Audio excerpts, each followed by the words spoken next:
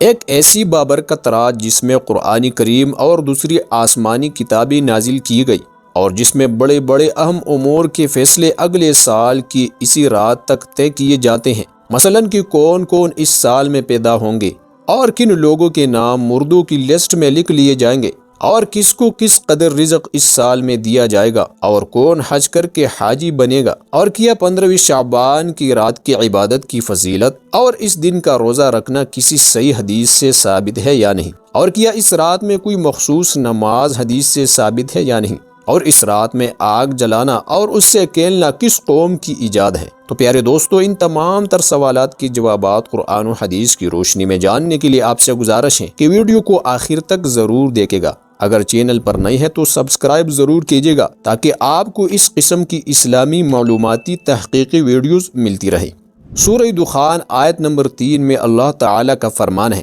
اِنَّا أَنزَلْنَاهُ فِي لَيْلَةٍ مُبَارَكَةٍ، ترجمہ کہ بے شک ہم نے اس کو مبارک رات میں نازل کیا ہے، اور آیت نمبر 4 میں فرمایا فِيهَا يُفْرَقُ كُلُّ أَمْرٍ حَكِيمٍ، ترجمہ اس رات میں ہر حکمت والے کام کا فیصلہ کیا جاتا ہے۔ اس آیت مبارکہ میں جس مبارک رات کا ذکر آیا ہے کہ اسی میں اللہ تعالیٰ نے قرآن کریم کو اتارا اور اسی میں اہم امور کی فیصلے کیے جاتے ہیں۔ تفسیر قرطبی میں ہے کہ اس رات سے حضرت عکرمہ اور بعض مفسرین نے 15ویں شعبان کی رات مراد لی ہے کہ 15ویں شعبان کی رات کو قرآن کریم کا نزول ہوا اور اسی رات میں اگلے سال کی اسی رات تک جتنے اہم امور ہیں طے کیے جاتے ہیں۔ مردوں سے زندوں کو لکھ لیا جاتا ہے، حاجیوں کے نام لکھ لیے جاتے ہیں، اس میں نہ کسی کا اضافہ ہوتا ہے اور نہ اس میں کوئی فرد کم کیا جاتا ہے۔ اور امام قرطبی نے یہ روایت بھی لائی ہے کہ حضرت عثمان بن مغیرہ نے روایت کی ہے کہ نبی کریم صلی اللہ علیہ وسلم نے ارشاد فرمایا، ایک شعبان سے دوسرے شعبان تک مرنے والوں کا قطعی فیصلہ کیا جاتا ہے،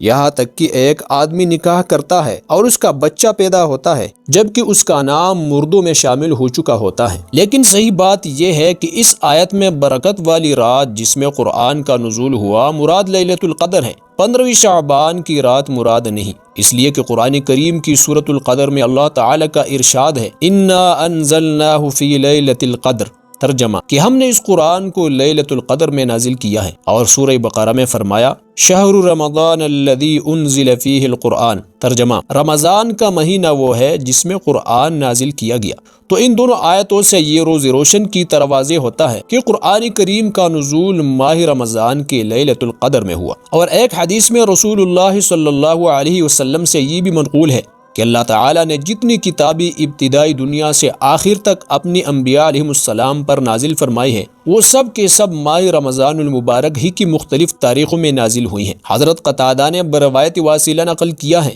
کہ رسول اللہ صلی اللہ علیہ وسلم نے فرمایا کہ صحف ابراہیم علیہ السلام رمضان کی پہلی تاریخ میں، اور تورات رمضان کی چھٹی تاریخ میں، زبور 12ویں میں، انجیل 18ویں میں، اور قرآن کریم 24 تاریخ گزرنے کے بعد یعنی 25ویں شب میں نازل ہوا۔ تفسیر معارف القرآن میں ہے کہ لیلۃ القدر ہی وہی رات ہے جس میں اللہ تعالیٰ دنیا کی امور کا اگلے لیلۃ القدر تک فیصلہ فرما دیتا ہے۔ حضرت ابن عباس رضی اللہ عنہ نے فرمایا کہ یہ رات جس میں نزول قرآن ہوا یعنی شب قدر، اسی میں مخلوقات کے متعلق تمام اہم امور جن کے فیصلے اس میں اگلے شب قدر تک واقع ہونے والے ہیں طے کیے جاتے ہیں کہ کون کون اس سال میں پیدا ہوں گے، کون کون آدمی اس میں مریں گے اور کس کو کس قدر رزق اس سال میں دیا جائے گا۔ یہی تفسیر دوسری ائمہ تفسیر حضرت قتادہ، مجاہد، حسن وغیرہ سے بھی منقول ہے۔ اور چونکہ بعض مفسرین نے اس رات سے 15ویں شعبان کی رات مراد لی ہے تو ان کے متعلق امام قرطبی نے ابن العربی سے نقل کیا ہے کہ جو شخص نزول قرآن کو لیلۃ القدر کے علاوہ کسی دوسری رات میں گمان کرتا ہے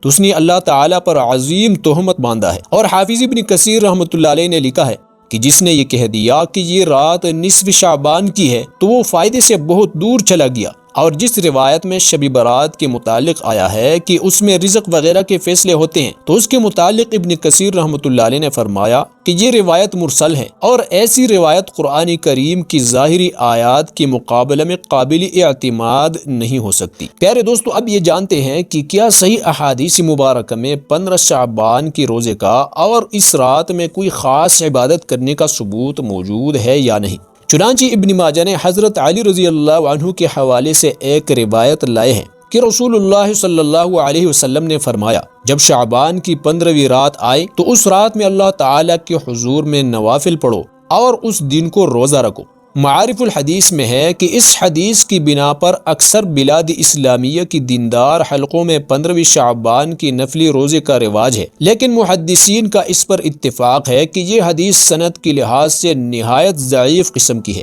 اس حدیث کی سند میں ایک راوی ابو بکر بن عبداللہ کے متعلق ائمہ جرح و تعدیل نے یہاں تک کہا ہے کہ وہ خود حدیث گڑھتا تھا۔ 15ویں شعبان کے روزے کے متعلق تو صرف یہی ایک حدیث روایت کی گئی ہے۔ البتہ شعبان کی 15ویں رات میں عبادت اور دعا اور استغفار کے متعلق احادیث کی بعض کتابوں میں اور بھی متعدد حدیث مروی ہیں، لیکن ان میں کوئی بھی ایسی نہیں ہے جس کی سند محدثین کی اصول اور معیار کے مطابق قابل اعتماد ہو۔ امام قرطبی نے ابن العربی سے نقل کیا ہے کہ نہ تو اس رات کی فضیلت کے بارے میں کوئی حدیث ہے اور نہ ہی اس رات میں اوقات منسوخ کرنے کے بارے میں حدیث موجود ہے، اس کی طرف توجہ نہ کرو۔ اور معارف الحدیث میں ہے کہ بعض دیگر علماء نے لکھا ہے کہ شب برات کے متعلق احادیث اگرچہ ضعیف ہے، مگر چونکہ یہ متعدد حدیثیں ہیں اور مختلف صحابہ کرام سے مختلف سندوں سے روایت کی گئی ہیں، اس لیے ابن صلاح وغیرہ بعض اکابر محدثین نے لکھا ہے کہ غالباً اس کی کوئی بنیاد ہے،